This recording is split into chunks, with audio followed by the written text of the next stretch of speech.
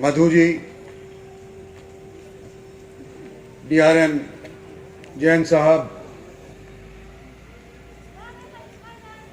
निगम commissioner विनय प्रताप जी,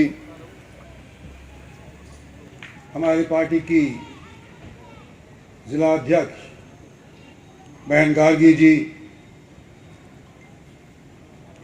यहाँ से पार्षद चुने गए भाई योगेंद्र सारवान जी, सभी उपस्थित निगम काउंसलरगण, DRUCC के मेंबरान, भूतपूर्व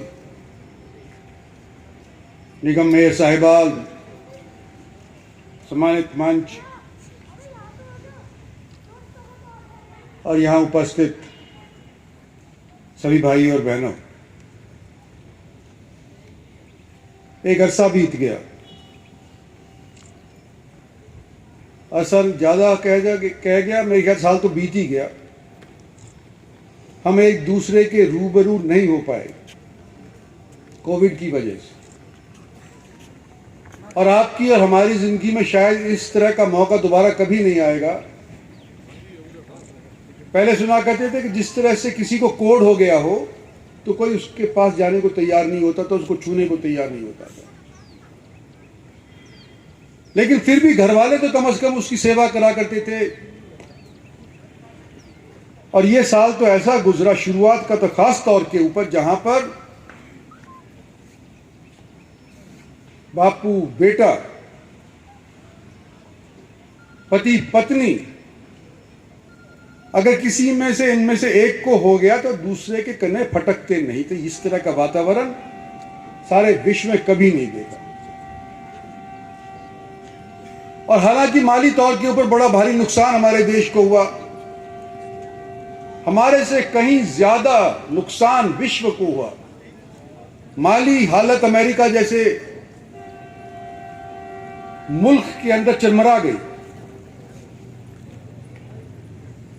हम खुश नसीब निकले कि हमने शुरुआत के अंदर ही लॉकडाउन कर दिया। हमारे प्रधानमंत्री नरेंद्र भाई मोदी की सोच रही कि हमारे देश में यह संक्रमण फैले और तेज रफ्तार पकड़े, उससे पहले ही हमारे को देश को लॉकडाउन कर देना चाहिए। और देश लॉकडाउन के दौरान 3 महीने बड़ी दिक्कतों से गुजरा, लेकिन आज हम ये कह सकते हैं कि कोविड की मार कम हो गई है। कुछ प्रयत्न सरकार की तरफ से हुए,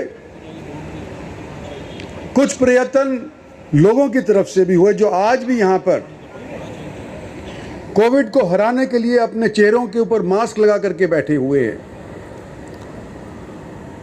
और इन परिश्रमों के अंदर जो हमारे फोर्थ एस्टेट पत्रकार बंधु, इन्होंने भी जो सहयोग दिया कि क्या कहां पर हो रहा है, इनका भी मैं शुक्रिया अदा करना चाहता हूं। और जो सबसे ज्यादा लाभदायक हमने महसूस किया कि अमेरिका के अंदर मैकडॉनल्ड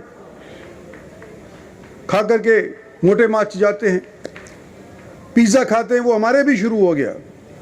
जो खा खा करके ये नकली खाना मोटे फप्पस हो गए, उन लोगों के तो मारी मार जोर की पड़ी। और हमारे यहां पर जो सादा खाना खाया करते थे, दाल रोटी का, दाल भात का, हमारे यहां संक्रमण कम हुआ। हरियाणा के देहात के अंदर संक्रमण कम हुआ, और आज के दिन यह स्थिति है कि यह घटता जा रहा है।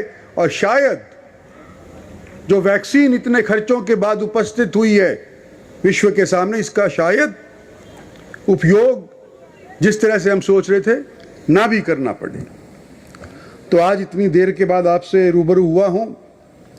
आप लोग घर से निकल करके हमारे से बातचीत करने के लिए आए हैं, आपका मैं शुक्रिया अदा करना चाहता हूं।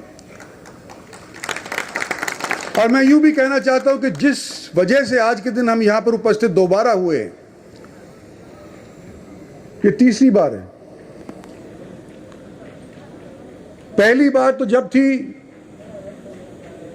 जब हमें इसका नींव का पत्थर रखा था, इसका ओवरब्रिज का, और दूसरी बात जब हुई कि जब ढील पड़ी तो दोबारा से आना पड़ा कि भाई क्या चक्कर है, इतने दिन गुजर गए, कंप्लीट हो जाना चाहिए था, काम क्यों नहीं हुआ। तो जब दूसरी बार आए और आज तीसरी बार उद्घाटन के तौर के ऊपर आए, धन्यवाद करना चाहता हूं मैं निगम कमिश्नर का कि इन्होंने पैसे उपलब्ध करवाए। धन्यवाद करना चाहता हूं कि कोविड के बावजूद भी इसके ऊपर काम जारी रहा, जैन साहब का और उनके विभाग का। धन्यवाद करना चाहता हूं आप लोगों की तरफ से, आपके चुने हुए पार्षदों का भी, खासतौर पर सारवान का। मुझे आज मालूम चल गया कि आप लोगों ने इसको क्यों चुना है। कहाँ तो आज खुशी के माहौल के अंदर मैं सोचा था ये कुछ हमारी खुशी की बढ़ाई करेगा, साथ साथ एक लंगर और जोड़ दिया कि ये 3 काम बकाए हैं, तो उनके ऊपर भी ध्यान देंगे। दौलताबाद की बात हुई या सीमेंट की बात हुई, जिसकी भी बात हुई हम लिख करके देंगे, और मैं इनसे अनुरोध करता हूं हमको लिख करके आप दो, ताकि हम आगे इनको सरका करके इनके ऊपर अमल करवा सकें। और अभी डीआरएम साहब बोल रहे थे कि शायद ये नॉर्थ इंडिया का या सारे देश का सबसे ऊंचा एस्केलेटर है। पहले एस्केलेटर का प्रावधान इसमें नहीं था, लेकिन प्रावधान अब एस्केलेटर का किया गया, तो शायद हिंदुस्तान का सबसे ऊंचा एस्केलेटर है ये। पर यह बताना भूल गए कि क्यों है। पहले जो हाइट भांपी गई थी, उस टाइम इलेक्ट्रिफिकेशन जो इनके विभाग ने की है वो भांपी नहीं गई थी, वो फैक्टर इन नहीं हुई थी। और जब इलेक्ट्रिफिकेशन होती है तो उसकी 2 डंडियां ऊपर जाती हैं, तार के साथ भिड़ती हैं, ऊंचाई ज़्यादा हो जाती है, तो इसलिए इसका ऊंचाई बढ़ाना पड़ा। और इनके विभाग की एक सिफ्त ये भी है हमारे लिए कि जो हमारा और जयपुर का इलेक्ट्रिफिकेशन है, सबसे पहले हमारे नॉर्थ इंडिया के अंदर यहाँ पर किया है। गुड़गांव जयपुर का जो इलेक्ट्रिफिकेशन हुआ है, तो इस तौर पे भी मुबारकबाद मैं देना चाहता हूँ। और उनको और जिक्र किया पटौदी का भी आज, इसके बाद जो जटौली मतलब हेली मंडी, जटौली मंडी अंडरपास जो कई सालों से लोग चाह रहे थे, उसका भी इसके बाद शायद शिलान्यास होगा, और उनकी तरफ से भी एक आध कोई भाषण देगा तो हम उनकी बात भी सुनेंगे। तो इन्होंने काम बड़ा अच्छा किया है।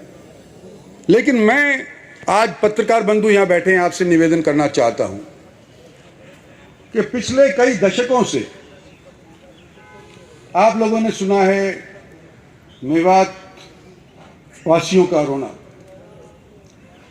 कि जी हमारी जो जिंदगी गुजर गई, कभी रेल में नहीं बैठे, हमारे बीचों बीच रेलवे लाइन कभी गई थी कि नहीं गई थी, इसको तुम्हें पता ही नहीं। अंग्रेजों के ज़माने से चला आ रहा है कि मेवात को रेल से जोड़ा जाएगा, लेकिन कभी जोड़ा नहीं गया। और जब मैं पहली बार मेवात और गुड़गांव का लोकसभा का सदस्य बना था, तो मैंने वायदा किया था, शायद उससे पहले भी वायदा किया था जब मैं महेंद्रगढ़ का लोकसभा का सदस्य हुआ करता था, कि अगर मेरा बस चला तो मेरी सिफारिश से अगर काम हुआ तो मैं मेवात को रेल लाइन से जुड़वाने का प्रयत्न करूंगा। और ये 10 साल हो गए, 12 साल हो गए, बीच के अंदर कभी कभी थोड़ी बहुत खुराक मिल जाया करती थी कि भाई अनाउंसमेंट हो गया कि गुड़गांव से नू से फिरोजपुर झिरका, फिरोजपुर झिरका से अलवर और उधर पलवल रेलवे लाइन से जोड़ दिया जाएगा। ये अनाउंसमेंट होगी भारत सरकार की तरफ से, भारत के उस टाइम की जो रेल मंत्री थे उन्होंने करी थी। लेकिन इसके लिए पैसा तजवीज़ कभी नहीं हुआ, और जब तक खाता नहीं खुलेगा तो कैसे घोड़ा दौड़ेगा, सारा तो चाहिए उसको। तो भाई आज मैं आपके बीच के अंदर आपके माध्यम से ये कहना चाहता हूँ मेवात वासियों को कि इसका हेड खुल गया है। गवर्नमेंट ऑफ इंडिया के खर्चे बासे जिसके माध्यम से होंगे मेवात की रेल के लिए, इसका हेड खुल गया है। इस अनाउंसमेंट के अंदर हुआ है, जो अभी हाल ही के अंदर बजट प्रस्तुत किया गया है। भगवान ने चाहा तो पास भी हो जाएगा, क्योंकि हमारी मेजॉरिटी है, पर पास होगा हो सकता है महीने बाद। अभी तो पार्लियामेंट मुलतवी हो गई है और शायद 1 महीने के बाद दोबारा से इकट्ठी होगी। तो एक तो ये बात बताना चाहता था। दूसरा मैं ये एक दो जिक्र हैं जो शायद हमारे डीआरएम साहब टाइम ना लेने की वजह से नहीं कर पाए। एक तो इसी सरकार के दौरान, इसी बजट के दौरान स्थलभोर और रेवाड़ी 75.20 किलोमीटर का डबलिंग लाइन अप्रूव हुआ है 2021 और 22 के बजट के अंदर, रेवाड़ी स्थलभोर का। जो मैंने अभी जिक्र किया था, Delhi Sohna Nuh Firozpur Jhirka Alwar new line proposal जो है उसका 104 किलोमीटर का प्रावधान है। तीसरा, एक गढ़ी हसरू से फरुख नगर रेलवे लाइन जो है उसकी इलेक्ट्रिफिकेशन कंप्लीट हो गई है और आगे पीछे 2-4 हफ्तों के अंदर शायद ये भी चालू होने लायक हो जाएगी। और हम दिल्ली के इर्द गिर्द बसने वाले लोग हैं। प्रदूषण दिल्ली के अंदर होता है तो उसका असर हमारे को भी होता है। गुड़गांव कई बार कहते हैं कि दिल्ली से भी ज़्यादा प्रदूषित हो जाता है, आब हवा ख़राब हमारी यहाँ पे बहुत ज़्यादा हो जाती है। इलेक्ट्रिफिकेशन हमारे यहाँ पर जो रेलवेज़ का होने जा रहा है, हरियाणा सरकार की तरफ से ये 3 व्हीलर्स को भी इलेक्ट्रीफाई करने की कोशिश करी जा रही है, तो इससे मैं समझता हूँ प्रदूषण कुछ रुकेगा। एक संदेह कई रेल पैसेंजर्स के दिमाग में था कि रेल बजट जब अलग से प्रस्तुत किया जाता है तो महत्व रेल को ज़्यादा दिया जाता है, और जब से ये rail budget finance minister present करने लग गए, रेलवे बजट का महत्व खत्म हो जाएगा। यूं ही सोचती ना, पता नहीं पैसा मिलेगा कि नहीं मिलेगा, ये नए काम शुरू होंगे कि नहीं होंगे, हम भी चिंतित थे। लेकिन जो पिछले 3-4 साल के अंदर हुआ है, और जिसका हवाला कुछ इन्होंने दिया और कुछ मैं अभी देने लग रहा हूं, ये दिए हैं जो अभी फाइनेंस मिनिस्ट्री के नीचे रेलवे जाने के बाद हमारे काम अव्वल हुए, घाट नहीं हुए। और जो शुरू के 3-4 साल थे, माली हालत रेलवे की अच्छी खासी बिगड़ी हुई थी, सुधारने में टाइम लग गया। नहीं तो हमारी सरकार इन कामों के ऊपर जिससे लोग उम्मीद करे हुए थे शुरू से ही, हम पहले ही कर दिए होते अगर रेलवे की माली हालत सुधारने की आवश्यकता हमारी सरकार के सामने ना पड़ी हुई होती। लेकिन सोच विचार के बाद, माली हालत सुधारने के बाद, अब आने वाले समय के अंदर डेवलपमेंट के कार्य, जन सुविधा के कार्य, वायदे करे हुए जो कार्य हैं, मैं समझता हूं जो बकाए हमारे 3-4 साल हैं इनके अंदर हम मुकम्मल कर देंगे। ये मेरी उम्मीद है। मोदी सरकार से आपको भी ये उम्मीद करनी चाहिए कि हम जो चाह रहे हैं, लाइन के अंदर आखिर वाला खड़ा हुआ बंदा होगा,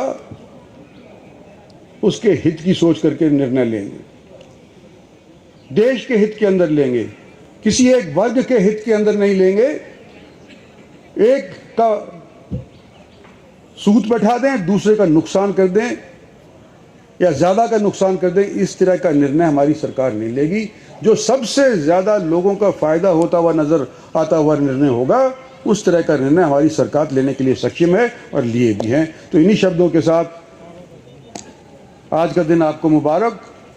आप यहाँ उपस्थित आए, आपका शुक्रिया अदा, और उम्मीद करता हूँ कि इसी तरह से आने वाले समय के अंदर हम एक दूसरे के सामने आमने मुखातिब होते रहेंगे, और जो साल बुरा तौर के ऊपर गुजर गया वो सिर्फ हमारे जहन के अंदर एक याददाश्त के तौर के ऊपर रह जाएगा। धन्यवाद और जय हिंद।